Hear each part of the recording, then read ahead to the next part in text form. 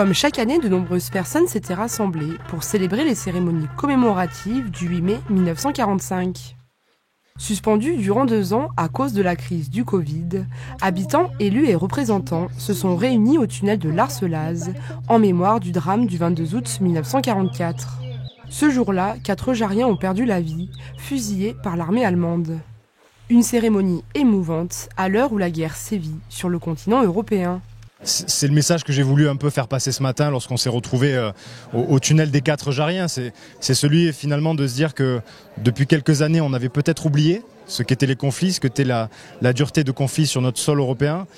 Et que malheureusement, on a face à nous, avec cette guerre qui sévit en Ukraine, le reflet de ce qu'a pu être les années difficiles qu'a connues sur le sol national et plus largement au niveau mondial, les 2 guerres qui nous ont, au niveau européen, amenés à connaître ces centaines de milliers de morts qu'on a connues pendant ces différents conflits. Voilà, donc réunissons-nous, commémorons et souvenons-nous pour que ça ne se reproduise pas.